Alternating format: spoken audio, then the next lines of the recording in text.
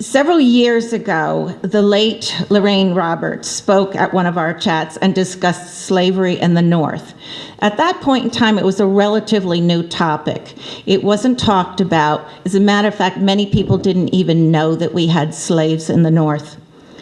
Tonight, we're going to take it one step further, and we're addressing the topic of slavery in the Hudson Valley in the 18th and 19th centuries, especially as it was understood and practiced by the churches in New York. Perhaps you didn't realize that the very same year that the Dutch purchased Manhattan in 1626, that's when the first boatload of slaves arrived in New Amsterdam. Slavery flourished during the Dutch and also expanded when the English took over control of New York in 1664. In 1703, nearly half of the households in New York City had slaves. So how could good, God-fearing people condone and promote slavery and the practice of it? And where was the church in all this? So that's what we're going to discuss tonight. Here to explore that topic tonight is our speaker, Reverend Chuck Kramer of St. James Episcopal Church here in Hyde Park. Father Chuck is a native of Illinois, having completed his undergraduate and graduate work at Indiana University. He then attended the General Theological Seminary in New York City and was ordained a priest in 1990. After serving several churches, one in North Carolina and another in New York, he arrived here in Hyde Park and began his service at St. James in 1997. And we're lucky to have him with us still. So please welcome Father Chuck Kramer.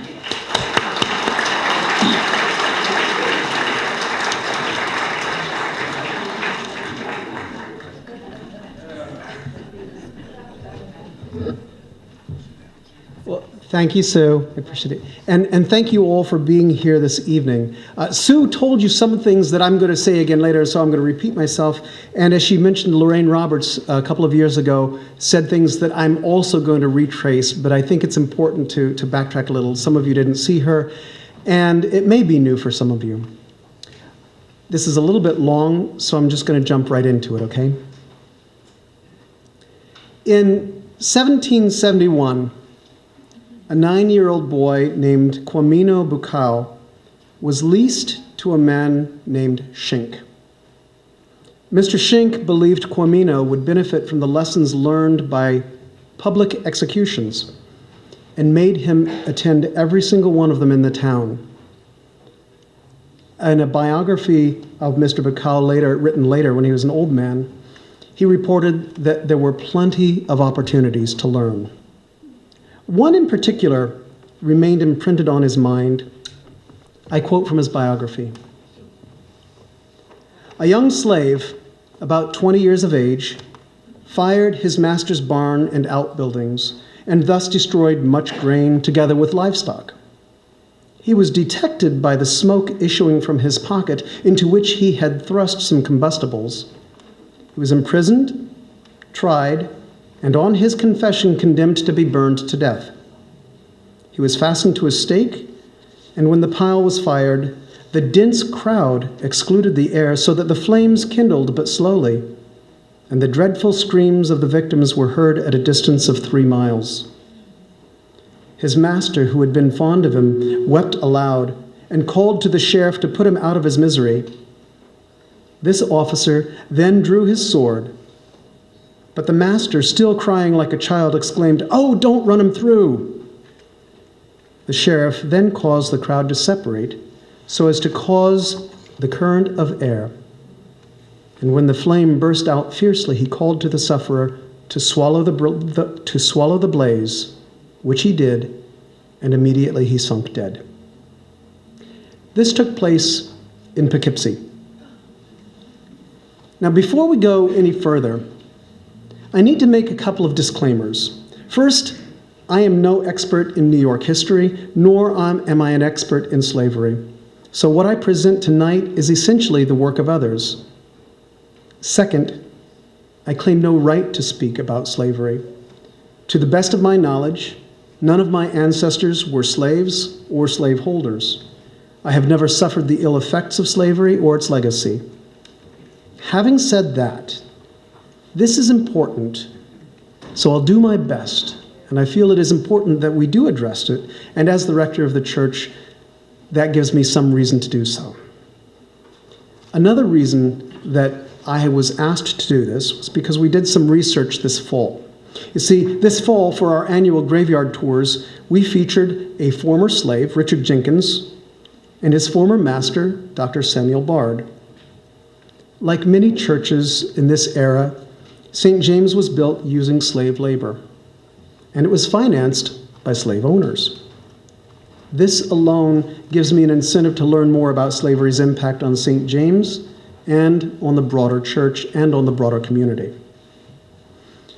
In recent years, the Episcopal Church has asked its people to look carefully at its role in slavery.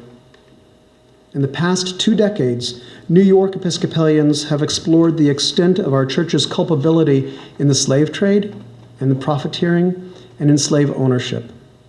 And we've undertaken a process of reparations.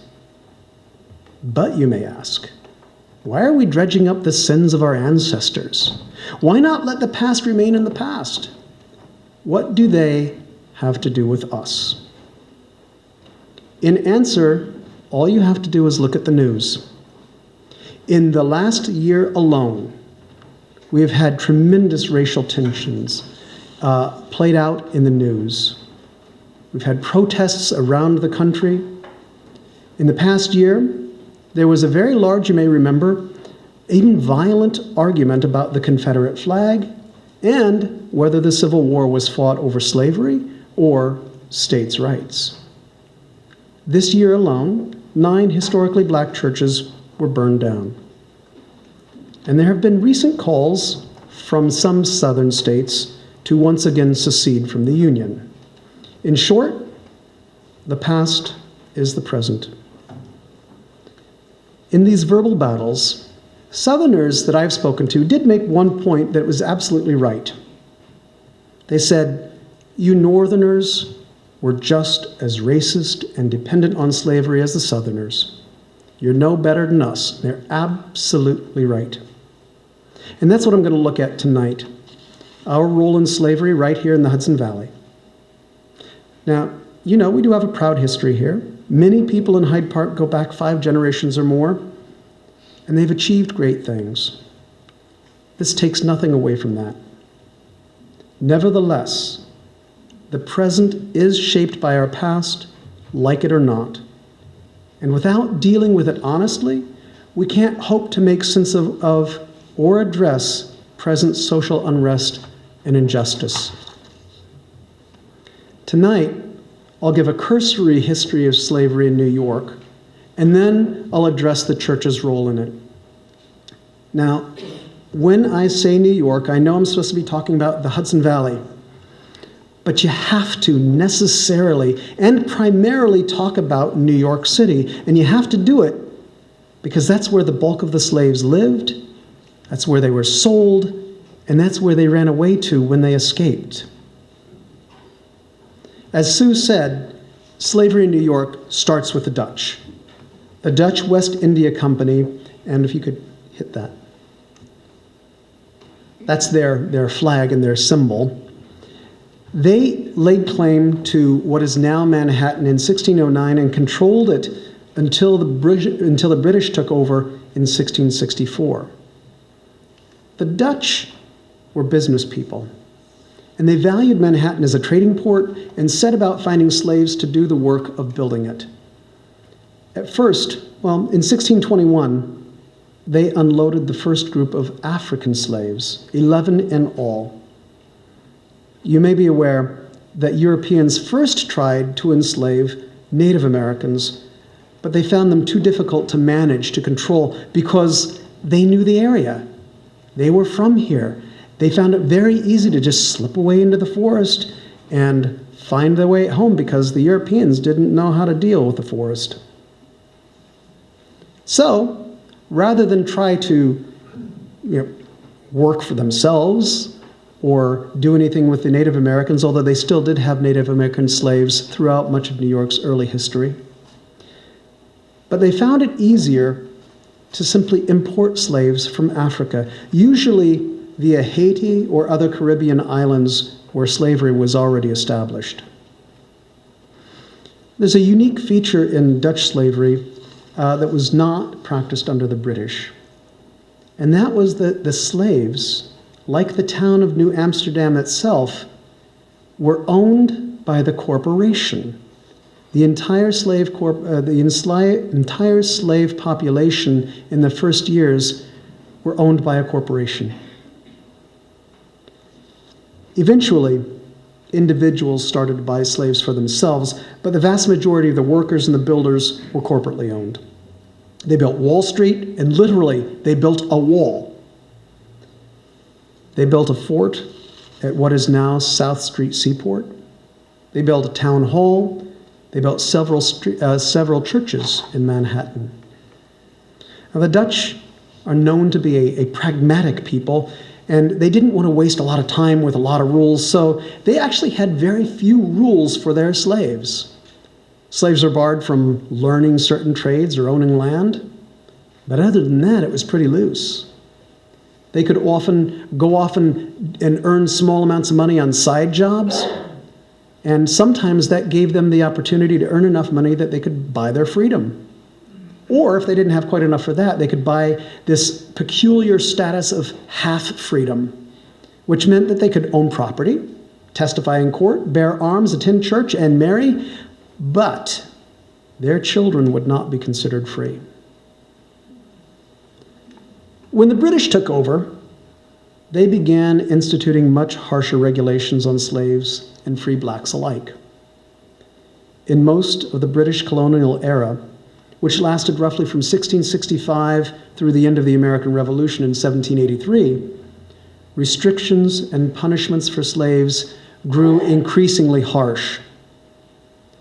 Slaves couldn't gather in groups of larger than 4 and then 3, except for funerals.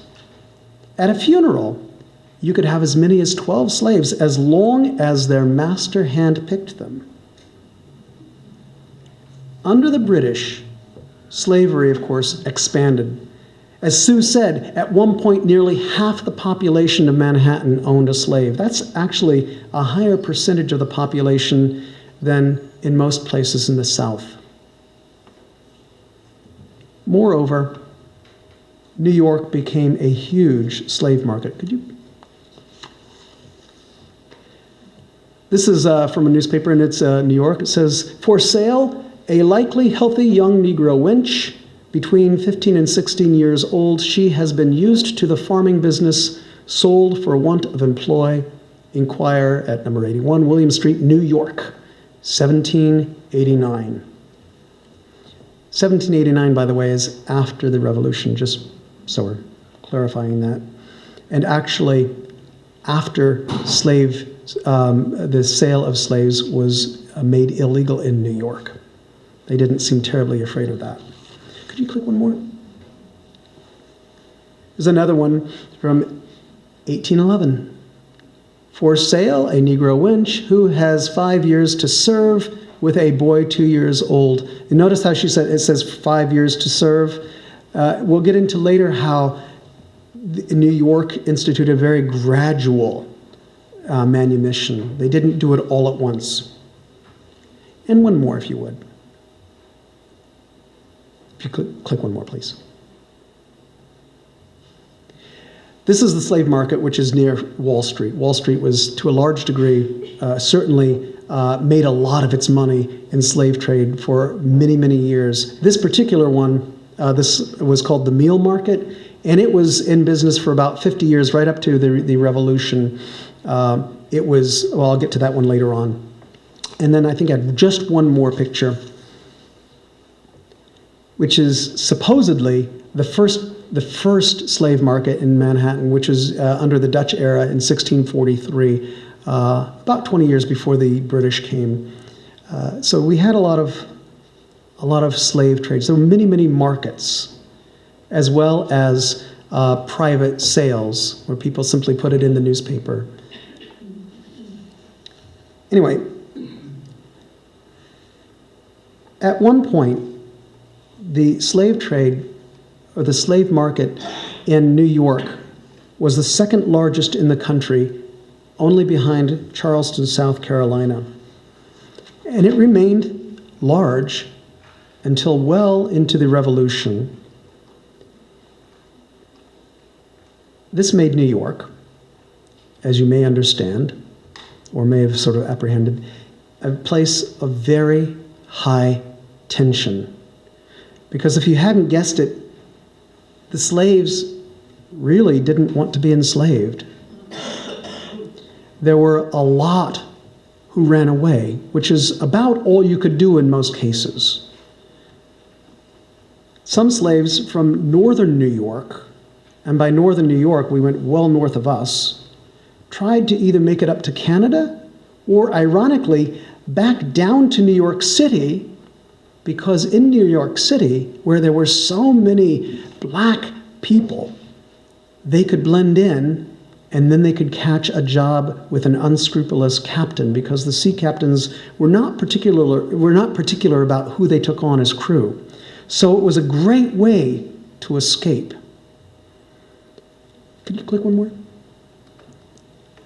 This is one of the advertisements that was found. It says, "Run away the 18th instant at night from the subscriber in the city of New York, 4 Negro men." Is Lester, about 40 years of age, had on a white flannel jacket and drawers, duck trousers, I do not know what duck trousers are, and homespun shirt.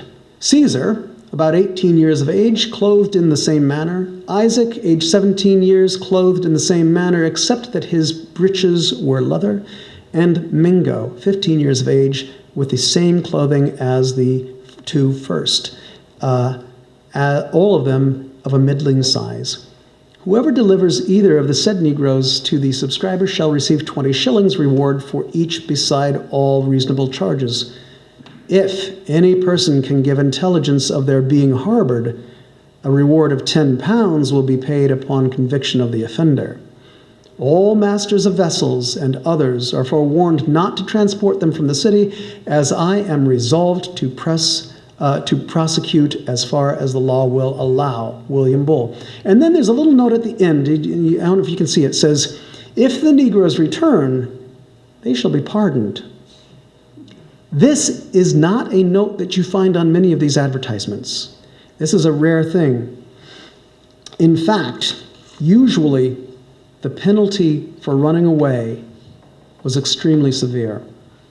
Lashes, at least.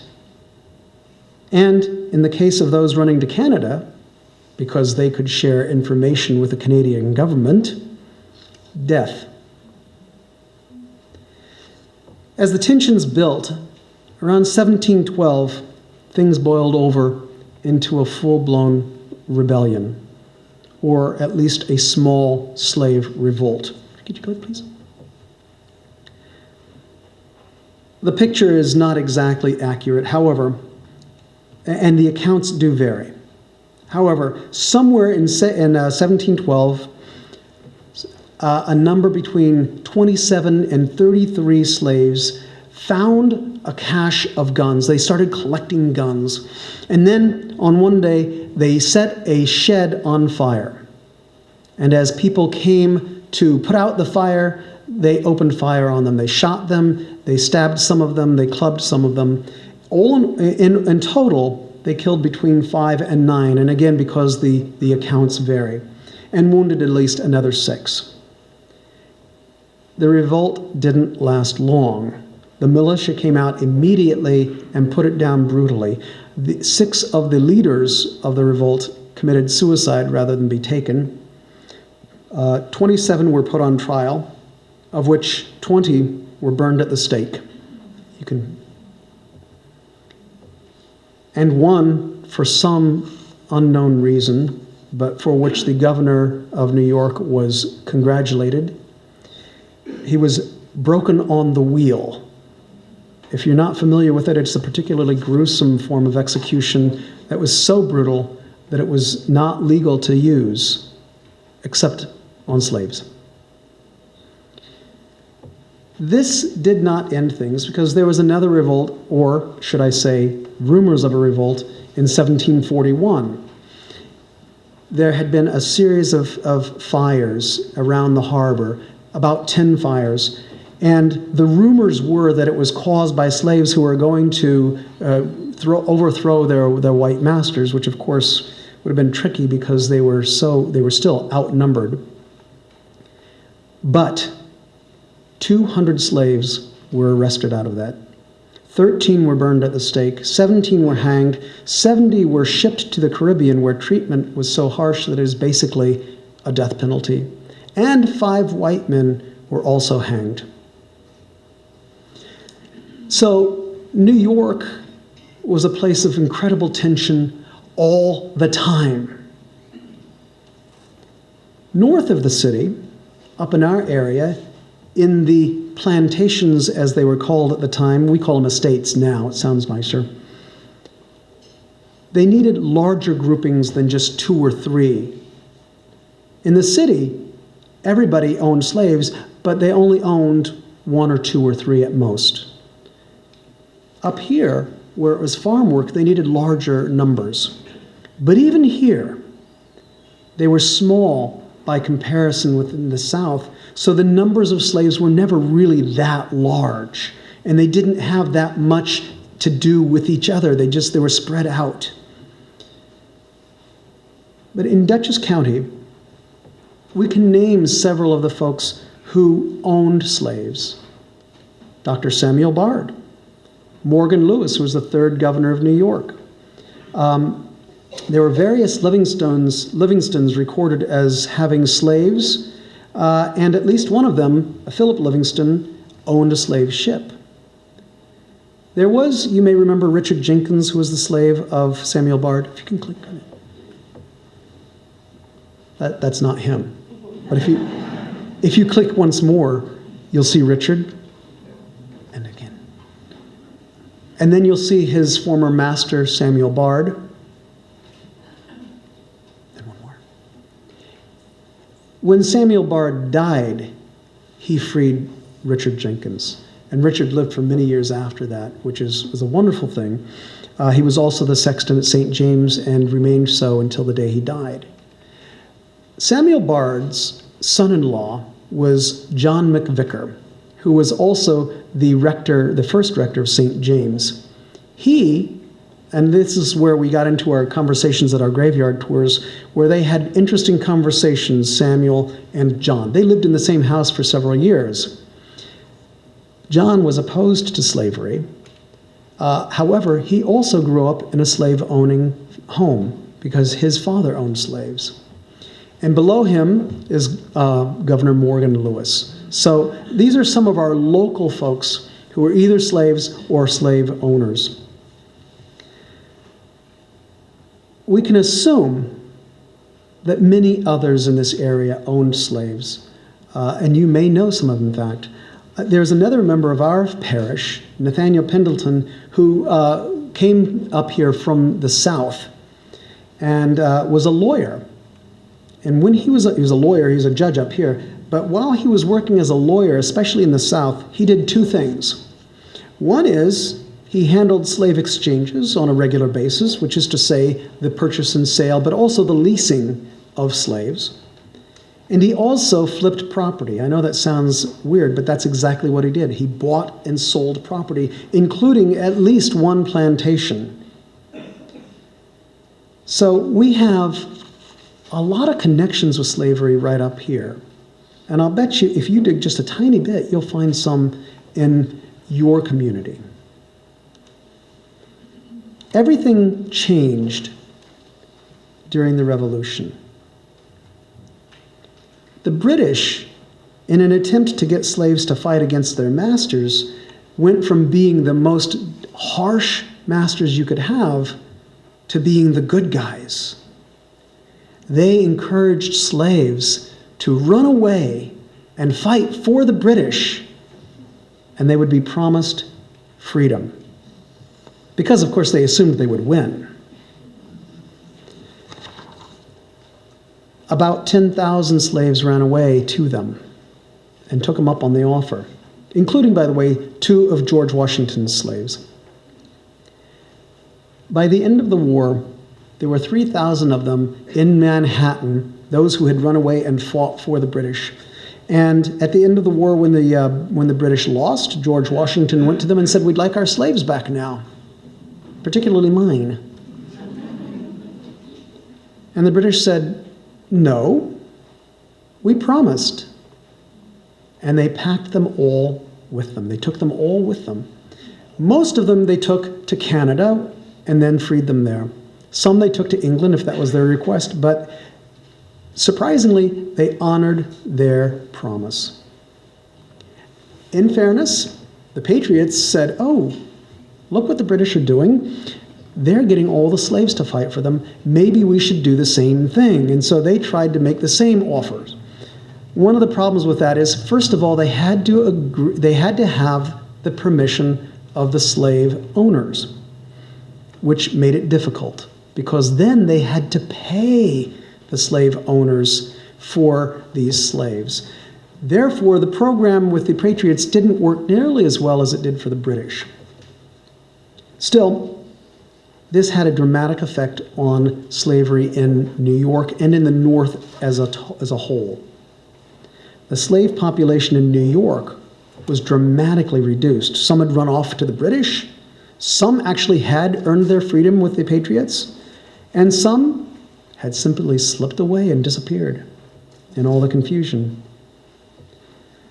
Since the vast majority of the slave owners in Manhattan had only ever had 1 or 2 or 3 slaves at the most, and since the supposed purpose of the war was to bring freedom, there was a growing number of New Yorkers that began to question the entire institution as a whole. If we're fighting for freedom, what does this say about us?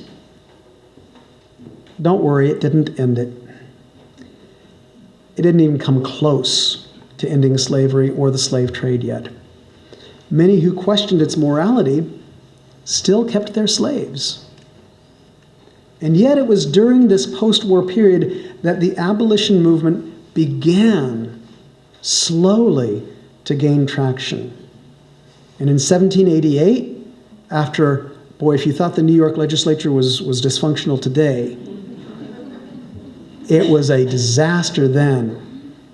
And they finally passed a very tentative law abolishing the slave trade, not slavery, the slave trade in New York. That did not mean that slaves had even had a timeline for freedom. It didn't mean that people who brought their slaves into New York could lose their slaves. It didn't mean anything like that. And it didn't mean that you couldn't go down south, buy slaves, and bring them up north, which is what people started to do.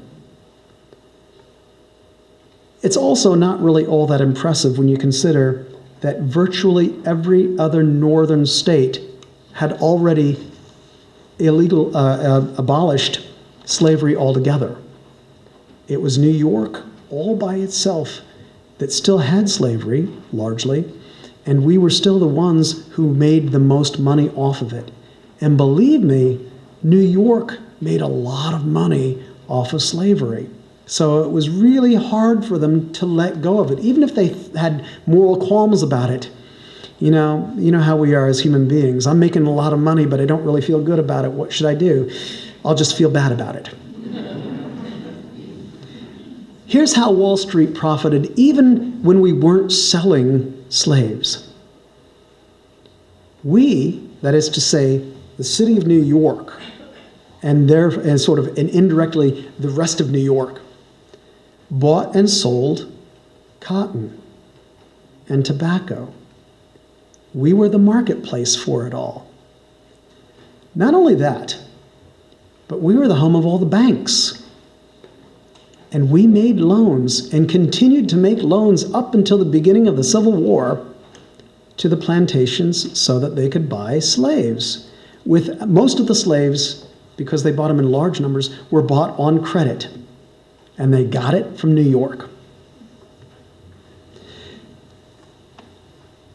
Without New York's banks, they couldn't have bought slaves. And there's one other thing. Southern plantation owners knew something about the weather, and they knew that in the South in the summer, it's really, really hot. And they didn't have air conditioning. So what did they do? They came to New York because New York was a friendly place. They could bring their slaves and they wouldn't be bothered with them. It was cooler. It was on the ocean. It was wonderful.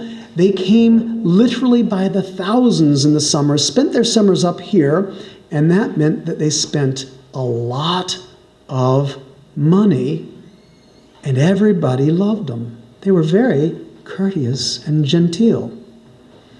So it was difficult to root out something that made so much money. Now, I should mention something else. I talked about runaways back in the 1700s. They never stopped running away. And in fact, after the Revolution, as New York slaves started seeing slaves in other states being emancipated, they started running away more, most especially young men. One young man came to New York because he thought he could get lost in New York City. His name was James F. Brown. He was in Maryland, and he had petitioned his mistress, his owner, for freedom. He said, "Let me buy my freedom. Let me buy my freedom." And she kept saying, "No, no, no." And finally, he ran away. And then he wrote her a very long letter explaining why he felt as a man he had to do it. And he felt that what he did was the most honorable thing he could do, and he was going to pay her back as soon as he could. Then he found a job in New York City as a waiter. And while he was there, somebody recognized him. And they wrote to the mistress, and the mistress sent somebody up and said, "We've got to get him." Fortunately for him, he had met another man by the last name of Verplanck. I can't remember his first name. And Mr. Verplanck said, "Oh, no, you're not taking him anywhere. He's my employee. And if you need the money, I'll guarantee the money. Consider it a loan." James Brown ended up paying the money back incomplete. And then he bought his wife's freedom as well. Mr. Verplanck said, "I've got a job for you. I hope you don't mind not being in the city. There's this little place called Mount Julian, which is now what we call Beacon. I would like you to come up here. I hear you're good with plants. Could you be my gardener?" He became actually a renowned horticulturalist and was one of the few African Americans who lived a solidly happy middle-class life in that era. This is in the 1830s. He was something that people really aspired to, but he was also a rarity. About this time, we want to talk about the churches. I know I've been talking all about New York, but I haven't really gotten to the churches yet. So if you would turn the page, please, for me. If you've ever been down to the city, you may recognize this. This is Trinity Church, Wall Street. It is the richest church in the country. Still, it owns much of Manhattan. It has owned much of Manhattan for a very long time. It used to be the 5th largest corporation in the world, but I don't think that's the case anymore. However, it's a pretty well-off place, and in those days, it was the place. It was built in Manhattan in 1696. And according to their records, and you can actually look it up on their website because they have a whole record of this, they had a committee in 1696 to build a church. And in their records it says every member of the committee was required to loan one of their slaves, or if they did not have a slave, to hire a hired hand to work for 2 weeks at their cost to help dig the foundation for the church. And then they did another round of it to help work on the construction of the church. Shortly after the church was built in 1704, the Society for the Propagation of the Gospel in Foreign Parts, I love the names that the British give things. If you could click that, please. This is their seal, came to America. It is a missionary society, and it is exactly what it says it is. It is an organization to spread the gospel. as they understood it at that time. And they wanted to work with the slaves and the free blacks. And what they wanted to do was to start a school, because they believed if they started a school, then they could educate them in the gospel, and the heathen could be converted and baptized, and their souls would be saved. Nobody wanted them to do it. It met with a lot of opposition because people feared. White slave owners feared that an educated slave and a slave who has been baptized into Christianity would become rebellious. They would know what they're missing. They would know that they are children of God and therefore equal in God's eyes, and therefore, well, let's see what the state did about that. To calm their fears, and this is in 1706, so we've backtracked some. The British passed a law that would assure slave owners that baptism, and education, and catechizing would not interfere with property rights, noting that the owners, and I quote, were deterred by reason of a groundless opinion that hath spread itself in this colony, that by the baptizing of such Negro, Indian, or mulatto slave, they would become free and out to be set at liberty. In other words, you can teach them, but don't give them any ideas. We should note here that despite the desire to educate, nobody at Trinity or in the Society for the Propagation of the Gospel questioned slavery itself. They wanted to save their souls, not their bodies. In fact, the SPG, as we'll call them, owned 2 plantations in Barbados. They were called the Codrington Plantations, and they had a reputation for being infamously brutal. For a period of 10 years, it was their practice to brand their slaves with a brand that said "Society" across their chests, so that if they ran away, everybody knew where they came from. 4 out of every 10 slaves there died within the first 3 years. In general, on their defense, they said, well, we didn't really know about that because we were dealing with church stuff. They were just income. In general, most churches of every denomination, at least at the time, and by this I mean even the Quakers, they focused their work on preparing people for the next world rather than worrying about justice in the current world. Everybody was focused on the hereafter. Certainly, a lot of religious leaders urged slave owners to treat their slaves better. But for the most part, they felt that slavery simply wasn't their department. Quakers were probably the first to declare slavery a sin. And they did it even before the Revolution. By 1758, they had forbidden themselves as a society to take part in the slave trade, and by then, most of their members had sold or had freed their slaves. Eventually, they created an anti-slavery catechism which spelled out the reasons why a Christian could not support the institution of slavery. Randy, could you click that once? Could you click it once, please?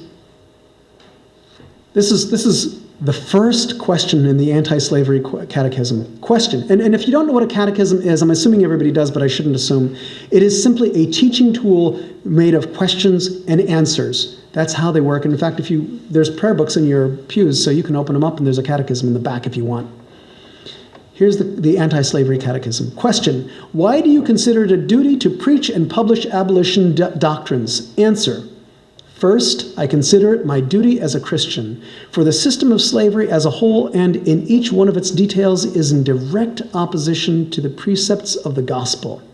Secondly, I consider it my duty as a conscientious citizen of this republic, for I believe slavery is prejudicial to the best interests of my country, and I dare not hope that God's blessing will rest upon us if we persevere in our iniquity.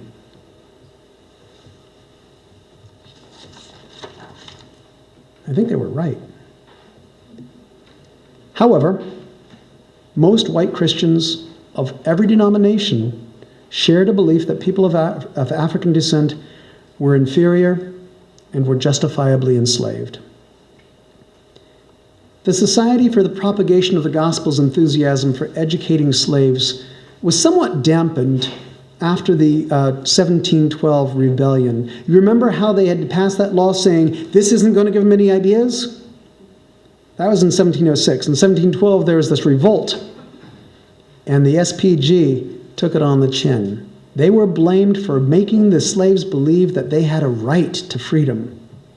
So, in 1713, a curfew was passed, preventing slaves from going about at night, and therefore preventing them from going to school, because school met at night.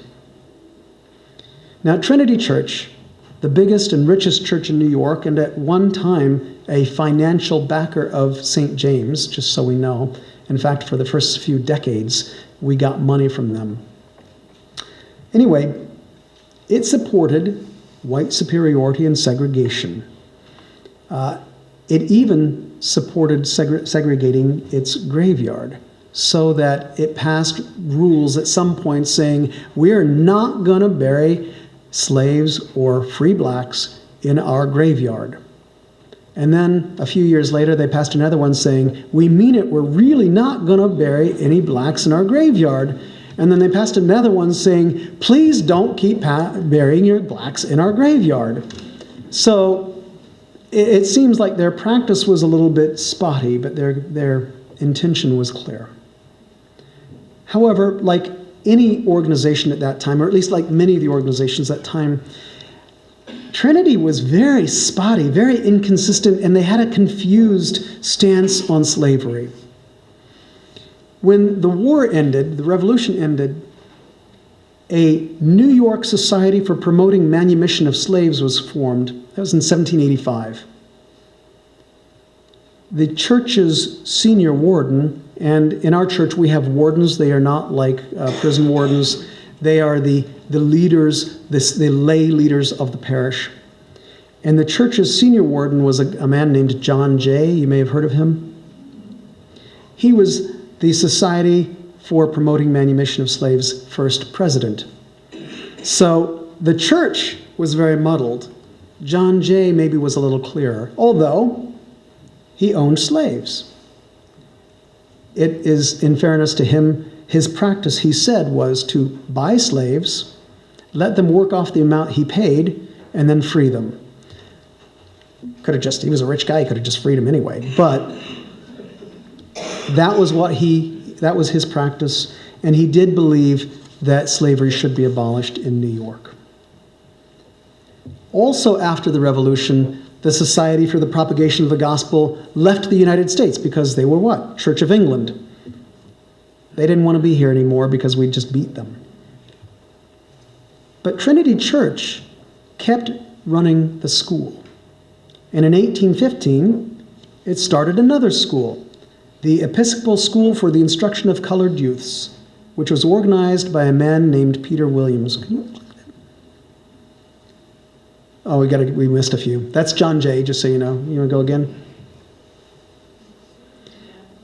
This is not the Episcopal School for the Instruction of Colored Youths, but it does play a role in it. This is an older school, the New York African Free School. The reason that has a role, aside from it was one of the first places where African Americans could be educated, and they felt that they could get a good education. It also educated the man named Peter Williams. He was the son of a free black man who had been a Revolutionary War veteran. His mother was a former slave from Haiti. He was taught at the African Free School, which was founded by the New York Manumission Society, which John Jay had been the first president of. Now, although his father had been involved in the founding of the African Methodist Episcopal Church Zion, Peter became an active Episcopalian, largely through the influence of a couple of Episcopal clergy who had acted as private teachers for him. One of them was named John Henry Hobart, and he would eventually become the Bishop of New York, and eventually the man who would ordain Peter as only the second black Episcopal priest. Peter became first a lay reader in the church, and then after nearly 20 years of petitioning, he was ordained. But before we talk about him as the second Episcopal priest who was black, I'd like to take a brief side trip to the first African-American priest in this country in the Episcopal Church. His name, if you would, you can click, is the Reverend Absalom Jones of Philadelphia. Jones had been a slave. Peter Williams was born free. Absalom Jones was born a slave. He was owned by the senior warden of Christ Church in St. Peter's in Philadelphia. Interestingly enough, when he purchased his freedom from the man whose name was Mr. Wincoop, he continued to work for him in his store, but at a full wage. And they actually became friends. So it's a funny relationship, and it may be because of his relationship with his former master that he did something unusual. He was a member of the Methodist Church, and he and a friend of his went there and became great evangelists. And they started evangelizing among the African Americans so well that suddenly the number of black people in the church scared the white people in the church, and they said, "You can't sit among us anymore. You have to sit up in the slave gallery." To which they said, "No, we don't."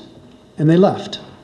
His friend, and I don't have his first name, Mr. Russell, became a minister and a founder of the African Methodist Episcopal Church, not African Methodist Episcopal Church Zion. These are two different denominations, very similar, founded in two different places. But Absalom Jones did not go that route. He went to the Episcopal Church. We have to assume it's because of his relationship with his former master. As an Episcopalian, though, he founded a congregation, St. Thomas's, for blacks. And it was a church that allowed them to feel equal, at least within the confines of their church's walls. Unfortunately, it also segregated them from the rest of the church, and that would prove to be a similar scene in New York, because this scenario played itself out a half generation later with Peter Williams. Only in New York, he didn't have as easy a time as Absalom Jones did. Let's start off again. In 1809, largely with funding from Trinity Church, he helped found a church of his own for free blacks. It was called St. Philip's, and you can click that. That's St. Philip's Episcopal Church. It is a very vibrant church today, although it's not in the same location as it was back then. It was a church for blacks, but the priest was white. Peter Williams was the heart and soul of the congregation. He was the lay reader, he was evangelist, he did everything. He preached often. But when he applied for ordination in 1811, they said, "You're not ready." It wasn't until 1820 that they ordained him as a deacon in the church. And it wasn't until 1826, that's 7 years after Absalom Jones had died, that they ordained him a priest, but only on conditions. The primary condition is that he never come to the annual diocesan convention, and that no delegate from St. Philip's ever come to the annual convention. In other words, they could be Episcopalians, but they couldn't consort with Episcopalians. And yet, change was still in the air. Around 1800, kind of unnoticed at first, there was this religious movement that started. It was called the Second Great Awakening. And it began in western New York and around the Great Lakes states, but it started to spread south and eastward. And it focused on the movement of the Holy Spirit. this focus on the Spirit emphasized that all people, rich and poor, black and white, Native American and European, African, everybody was God's child. Gradually, it led many of its adherents to question a lot of hierarchical structures. Out of the Second Great Awakening, there grew a women's movement. Women started taking leadership roles that were shut to them in sort of traditional churches. And slowly, a women's right to vote movement was created.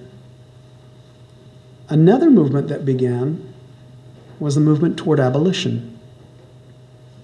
This movement was not limited to well-meaning whites, though it certainly had enough of them. There were a lot of blacks, both free and slave, who were inspired by the movement and said, we're going to take our destiny in our own hands, and they started working at it. They did, in fact, file lawsuits, and when they couldn't do that, they would run away sometimes. Thus, the abolition movement grew in New York. Peter Williams, remember him, the priest who didn't have anybody to talk to, in a sense, in the rest of the church? He became an ardent abolitionist, and St. Philip's became a center of abolition work. After his ordination, he served on the board of the American Anti-Slavery Society.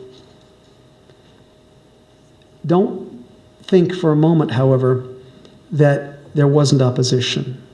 It was severe opposition to the abolitionists. In fact, many in the church thought that they were radicals, bent on upending the very fabric of society, which of course they were. Then, in July of 1834, while abolitionists were gathering to celebrate some of the successes across the nation in the fight against slavery, a riot broke out. White mobs began rampaging through the city. They attacked many places, one of which was St. Philip's, as, of course, one of the centers of anti-slavery activity. They vandalized the exterior and then ravaged the interior, and some reports said they hacked the altar to pieces. Reports, to be fair, varied as to how much damage was done, but it was enough to make Father Williams report it to Bishop Benjamin Onderdonk, that is his name, who had replaced Bishop Hobart. Bishop Onderdonk wrote a letter back to him saying, I'm very sorry this happened. Now resign from the Anti-Slavery Society. You can flip. Here's a quote from his letter. He said, let it be seen that on whichsoever side right may be, St. Philip's Church will be found on the Christian side of meekness, order, and self-sacrifice to common good and the peace of the community. You will be no losers by it, for the God of peace will be to you also a God of all consolation. Oh, you got to click that. There we go. Now you can read it. You have to click it twice when it comes to the quotes. So there it is again. I'm not going to read it again for you, but you can see it. You know.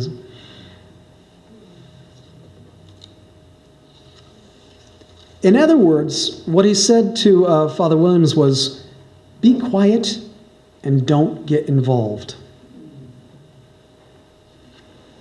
To the shock of many,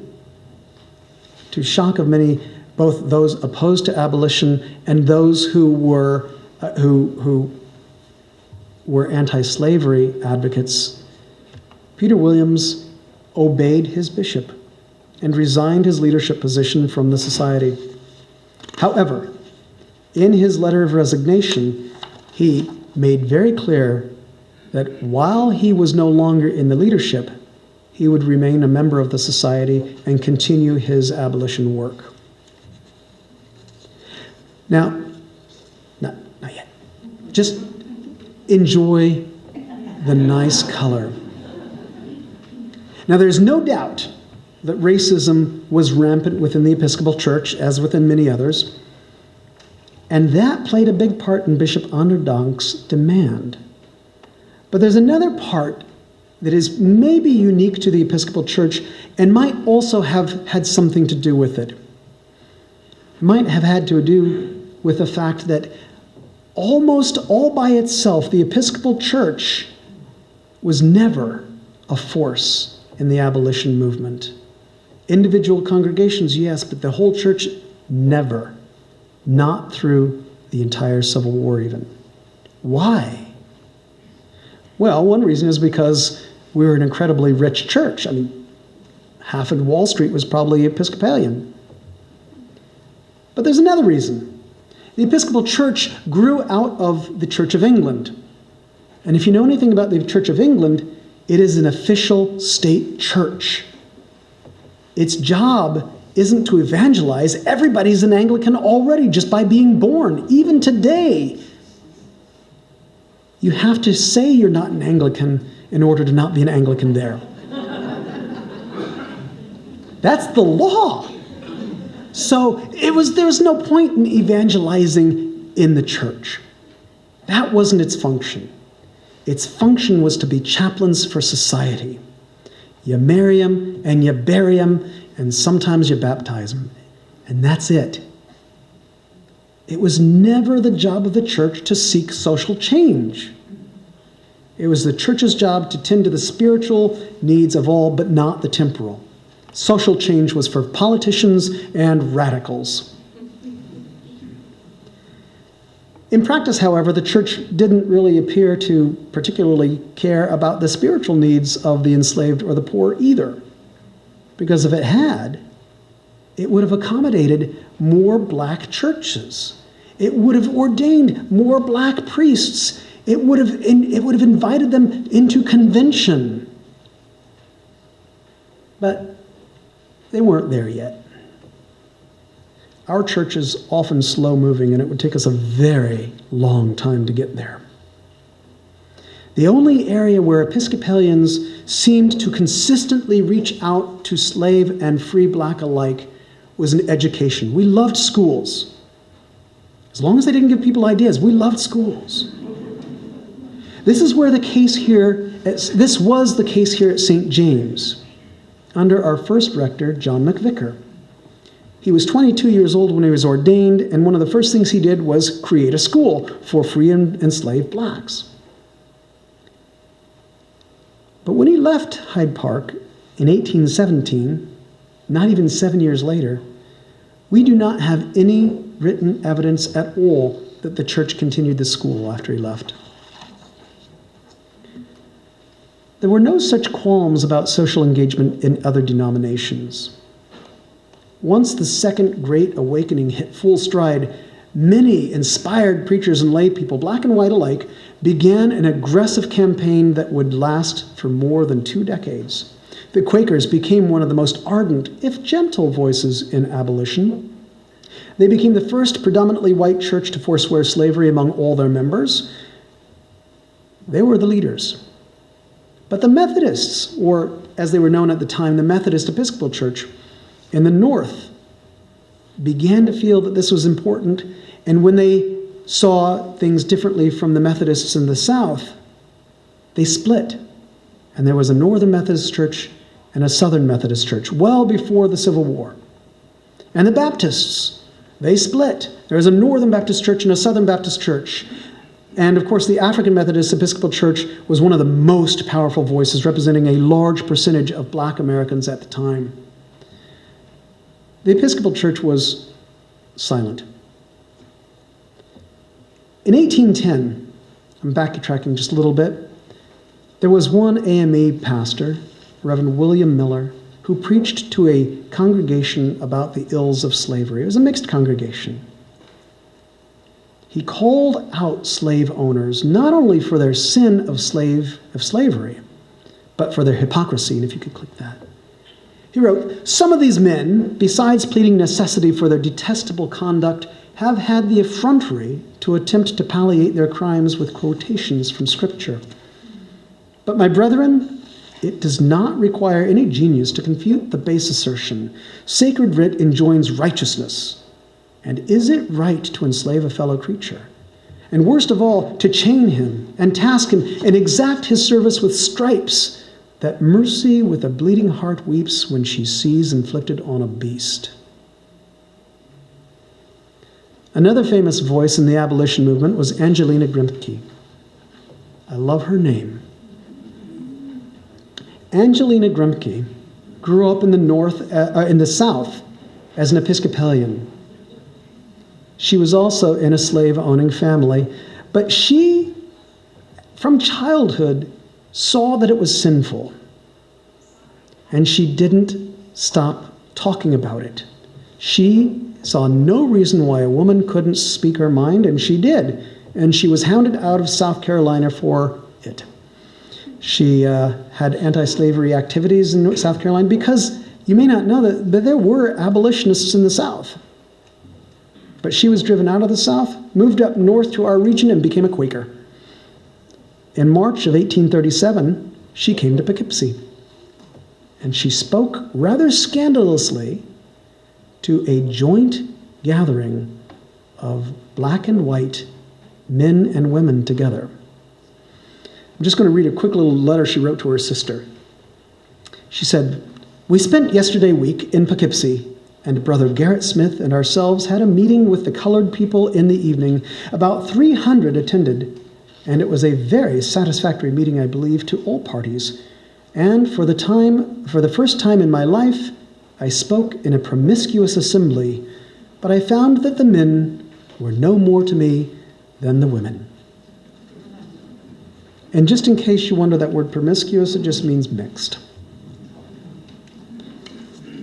There was another pair of well-known white abolitionists who were industrialists. Their names were Arthur and Lewis Tappan. You can click there. They had founded the New York Journal of Commerce with Samuel Morse, and you know where the Morse estate is. But they got in a lot of trouble. Remember those riots in 1834? Well, not only did St. Philip's get ransacked, but so did their factory. And in fact, they had to close it and start a new place. It was almost destroyed. So they left New York for a while, but they never became unprofitable. They were pretty good at business. Our part of the state also hosted many other well-known abolitionists, such as William Lloyd Garrison, who published the Liberator newspaper. But there were equally many wealthy and powerful white folks who opposed them. Among them were a group called the colonizationists. They were a group of whites who did not particularly support slavery itself, but argued that blacks, once freed, should be returned to Africa where they belonged. They even formed the American Colonization Society, which purchased land in Western Africa, and it would eventually become Liberia. Among their number were Henry Clay, Daniel Webster, Francis Scott Key, James Madison, James Monroe, and Andrew Jackson. Some colonizationists argued that it wasn't that they didn't like blacks. They just felt that they weren't ever going to get a fair shake in the U.S., and so it was better for them to have their own country. But Angelina Grimke, remember her? She called them out on this. She wrote a tract to Christian women in the South, and it was called An Appeal to Christian Women in the South. And in it, if you might want to hit it twice. She wrote, "The interests of the North, you must know, my friends, are very closely combined with those of the South. The Northern merchants and manufacturers are making their fortunes out of the produce of slave labor. The grocer is selling your rice and sugar. How then can these men bear testimony against slavery without condemning themselves? But there is another reason. The North is most dreadfully afraid of amalgamation. She is alarmed at the very idea of a thing so monstrous as she thinks. And lest this consequence might flow from emancipation," there is no more to it than that. I'm reading a little further.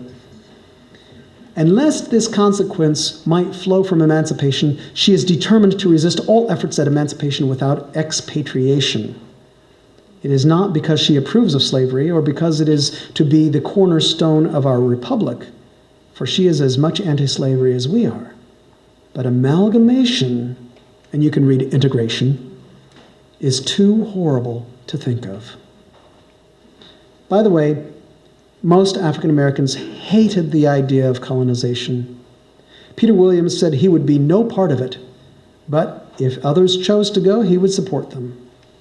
In the end, 15,000 freed slaves did go. I would be remiss not to mention the Underground Railroad, but I can do no more than hint at it here. The New York City and the Hudson Valley did have a dedicated committee of both black and white conductors of the Underground Railroad. At least 10 stations have been identified in New York City, including among them the home of well-known abolitionist David Ruggles,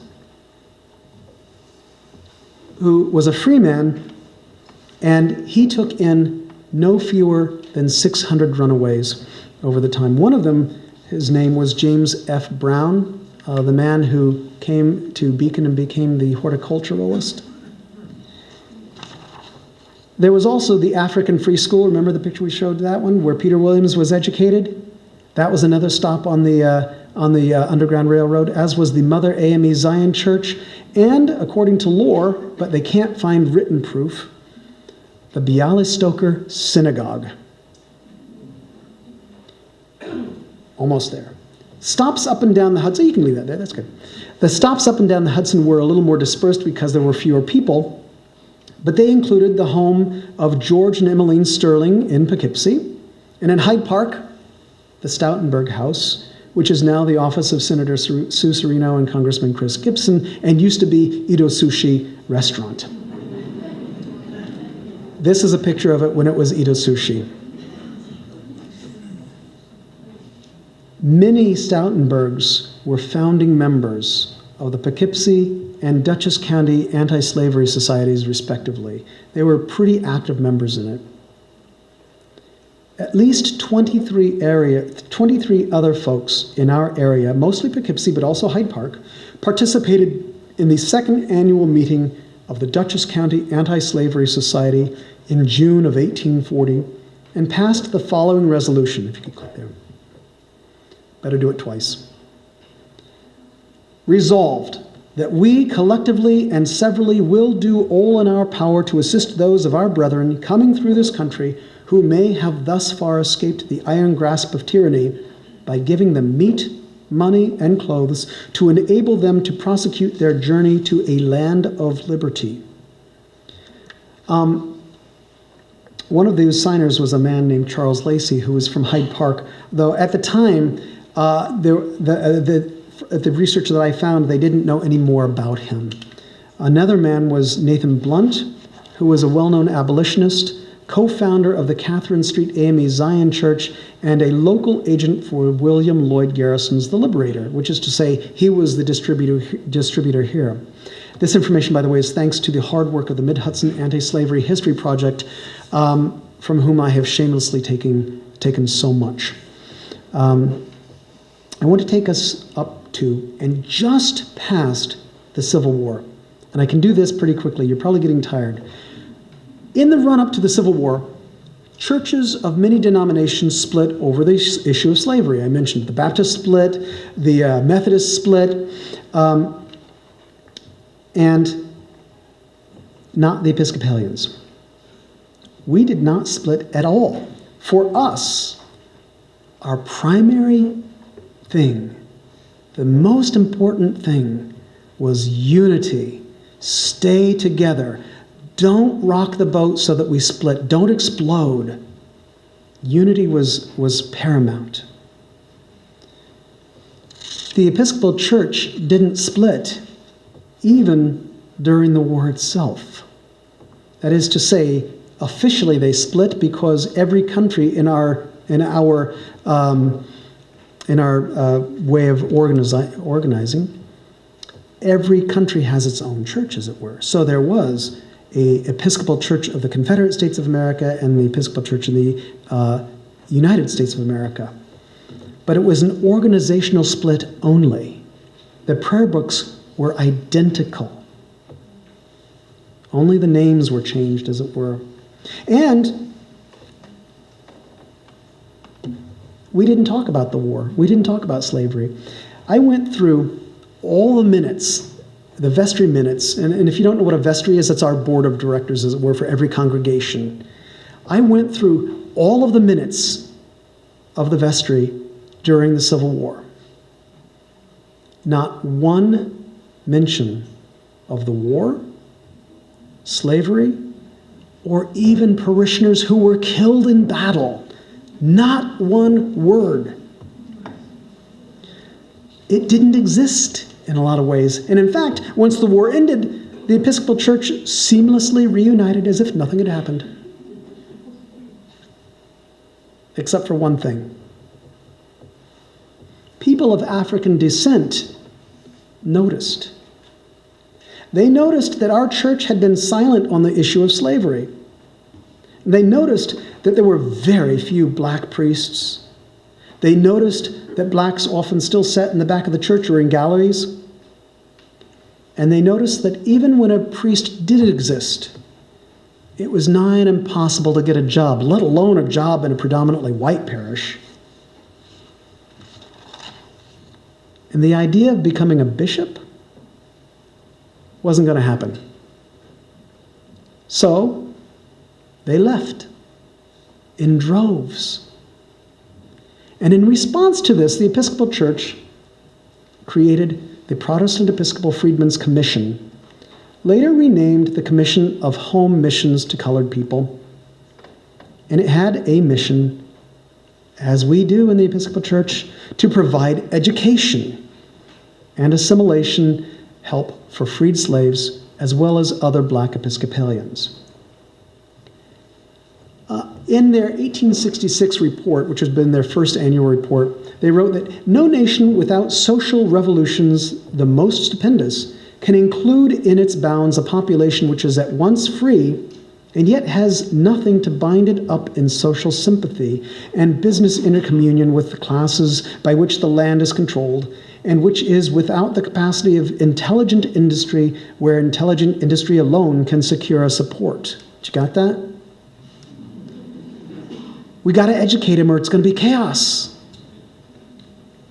In fairness to this report, they did say, God made us all the same, we are all the same, but that was pretty far down. There was a man who was on the commission. His name is the Reverend Benjamin Isaac Hyde. He's buried at St. James. We don't know why he was buried at St. James. He wasn't one of our priests as far as we know, but he's buried here. And he didn't stay at the job very long because in 1878, they closed down the commission. It was closed down due to opposition to its work in the South and indifference in the North. But it did have at least one or two lasting impacts. It opened schools. And in another connection with our area, it opened in Raleigh, North Carolina, a school called St. Augustine's School, which is now called St. Augustine's University. It continues to educate people of all races and provide a really great education.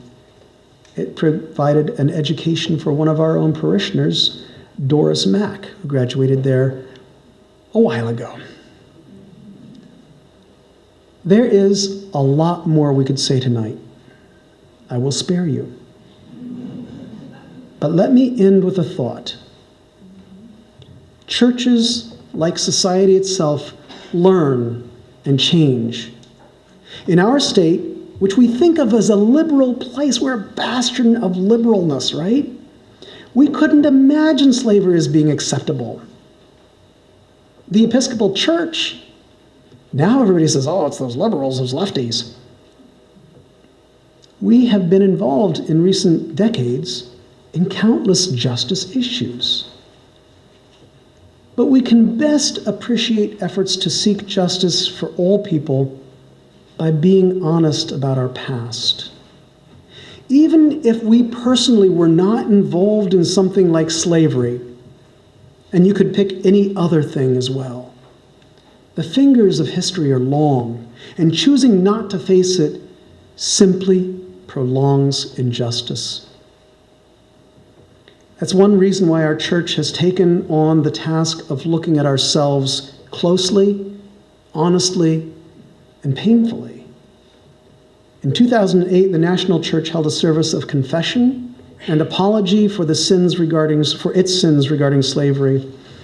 As part of its repentance and reparations, we vowed to teach our past more carefully, not neglecting what we don't want to know about. Tonight, I hope, is a part of that work, not only for our church, but for our state and for our country. Thank you.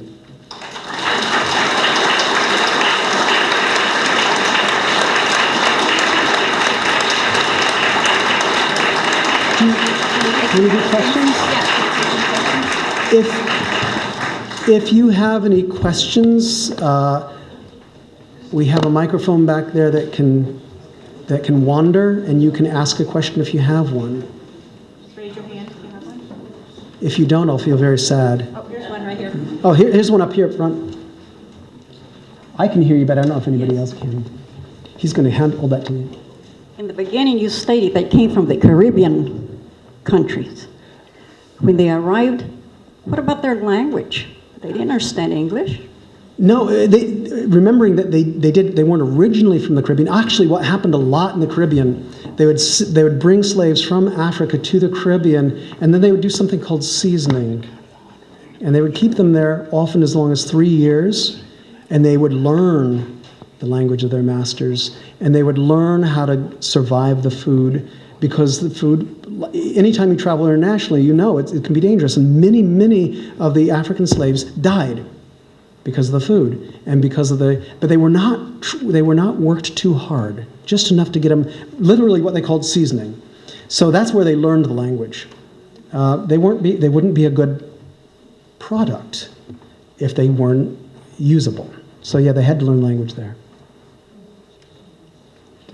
Steve. Chuck, thank you for such a deep and wonderful conversation you initiated. Given that you can't outrun your past, and you can't outrun your genetic code, but perhaps ideally you can't outrun your knowledge of things you should have done and didn't do and so on.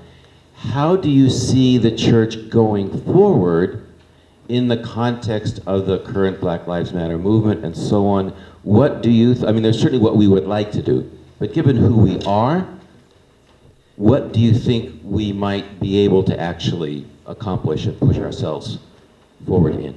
He's mean. I've known Steve since seminary, so he's always been mean to me. No, I'm just kidding. It is a fair question, and I don't think I'm going to answer it very well, but I will say this. There's a couple things. One is, a lot of that attitude is still part of our DNA in the Episcopal Church. We are, as much as we're seen as being, these liberal rabble-rousers in a lot of cases, boy, we really don't like rocking the boat a lot. One of the things I think we can do moving forward is, learn. I mean, there's the Episcopal thing, education. But quite seriously, you're here. And one of the things we can do is learn about our past and not shy away from it and not try to make excuses for it. There's no point in making excuses for it. But boy, do we try. So accept where we're from, first of all.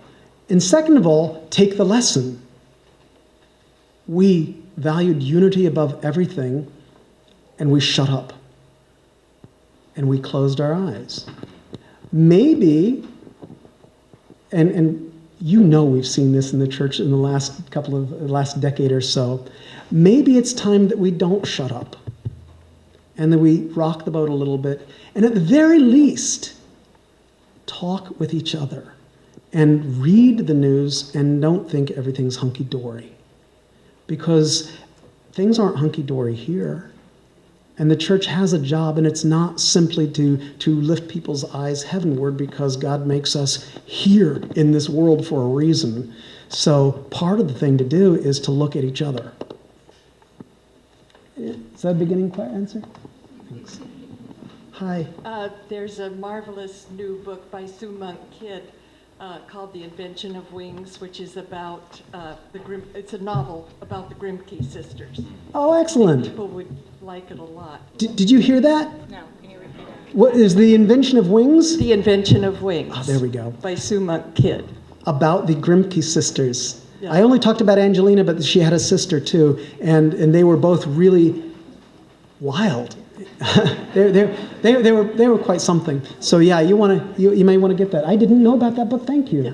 And a question: do you think that was it possible for the priests or religious people to actually justify within their own consciences, if they were well formed, the concept of slavery? Ever? I'm speaking for them, which is not a right thing to do. However, I will say this, that clearly slavery had been around for a very, very, very, very long time in a lot of different forms.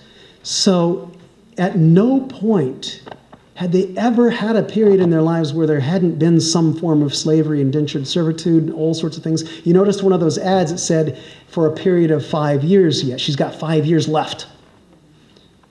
So there is, part of it is really hard to get out of our culture, I think. There are a lot of, think about how we treat gays in our society. It's only changing all of a sudden all at once. We've been around for 2,000 years, and we've treated people who are gay pretty badly. We've treated people who were from, shall we talk about Native Americans? We could talk about any number of things. If we are raised in a culture that says, well, you're best, that's a very difficult thing to get out of your DNA, your genetics almost. You're raised with it. Some did, but it took some first before others could get to it. So I don't think I can justify it. But a lot of priests said, well, certainly it's how we are, it's what we were raised with, but I'm good to them. I treat them well. There was Samuel Bard's argument. He says, I treat my slaves well. I'm a good master. That was what they thought was a good Christian should do, is be a good master, and save their souls. So, as a 21st century American, it's inconceivable to me. But in a society where it just was, it took a lot of soul searching and a lot of courage to step outside of that. I kind of think of it almost like an addiction. If you've ever done any study on alcoholism or drug addiction, you know that it's not just an individual, it's a whole family, and getting out of that is an incredibly difficult and painful thing. And it seems to be incredibly difficult and painful for those who were the first to say, this is wrong. And we know it's wrong because our God says it's wrong. So I can't excuse it, but,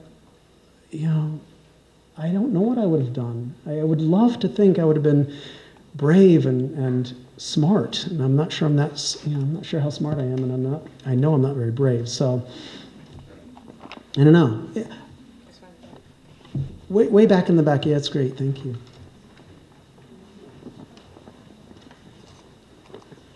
We'll just hold it up close. I might just expand on what you said. One of the things that gave a lot of the pro-Southern religious people a background is that nowhere in the Old or the New Testament is there a condemnation of slavery. You're right. You're right. In fact, the Apostle Paul sends a slave back to his owner. So that is absolutely right, and that was one of the primary justifications. Do you remember William Miller's sermon? He said that is a bogus argument. I mean, he didn't use the word bogus, but he said that argument has no merit, and it has no merit because the overall message of the gospel is what? Is that we are all God's children, and that righteousness must reign, and it cannot be right to treat another human being as an animal. So that's ultimately what won that. By the way, we have this argument in a lot of different ways. When our church started ordaining women, a lot of people said, his disciples were men, and there was no Mary, there was a Mary, but it was all men, so how could it be women? And of all churches, the Episcopal Church should have figured this out pretty early on, because we don't base everything solely on Scripture, but rather on also reason and the tradition, the evolution of the tradition. So we should have been able to figure that out even before churches that base their faith solely on the Scriptures. So I don't know if that answers it, but yeah, people use that justification all the time, and it's bogus. Anybody else? One more. Jim? Last one. This will be the last question. Wow. I would say, if you think the Bible does not have anything to do about, to say about slavery, it's important to, and this can be a very long task, read through the text, and you will see the evolution of a view of slavery in which goes from an uncaring type of thing to, yes, slaves have rights, and you can see this evolving. And I would suggest you read the letter of Paul to Philemon, not what he says, but what he does not say. He's not going to say slavery is wrong, because he can't do that. Probably the person who's copying the letter for him may very well be a slave. We don't know. We know Paul used a scribe to write virtually all of his letters, because at one point he says, here you can see I'm writing with my own hands. That tells you the rest of it wasn't. But he's telling, I don't recall the master's name, or was the master's Onesimus name was the is slave, and Philemon was the master, yeah. Onesimus was the slave. He's telling him, and I remember Bob Fortna saying this in a lecture, he's telling him, let him go. It's very, very clear. If you read that letter, read it through. And that's very radical. It's like Paul saying, like a laundry list in Romans of women who have done so much for him, to whom he is indebted. And they say, oh yeah, that's interesting. Now let's move along to what we were doing. But I just wanted to point out, read Philemon, read it carefully. And Jim is right. He's absolutely right about that, except this. What it says and what the intention is one thing. How people use it is another. And there's this thing, you've probably heard of it, called proof texting. And what that means is you get an idea in your head and you look for a place where you can quote that will prove it. And you can justify and prove anything in our scriptures. That doesn't mean that's the spirit of them. It doesn't mean it's the intent. It does mean, however, that that's what the line says. And when we see this, a lot of people doing this with the Quran now, well, this means they're like this because it says this. As a side note, there's a Dutch group recently that did a little experiment. They took a Bible and they covered it with a cover from the Quran, and they went through the town and they started quoting people from it. They said, what do you think of this? What do you think of this? And they said, well, clearly it means the Muslims are violent and dangerous people. So my thing here is, you're absolutely right. Scripture, if you read it and you study it and you see the evolution and you see where Christ brings people, you can't justify it. But if you take individual passages, individual words, you can. You can do anything with that. Before I go, can I just say one thing? If you got confused by the timing of everything, because we covered 300 years, I have produced, I don't know where it went. Thank you. Both a bibliography. I know. It was like a research paper. But I had to keep track of things because there was so much going on. And also a timeline that would give a better sense of what was going on. And there's just so much that I had to leave out. I apologize for that. But thank you for being so patient with me. Thank you very much.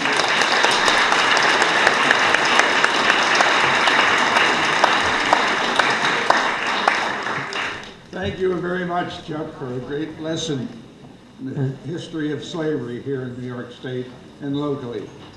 I dare say when your priestly duties are over you might become a history professor. Here's a little book with a lot of local history in it. We thank you very much for that.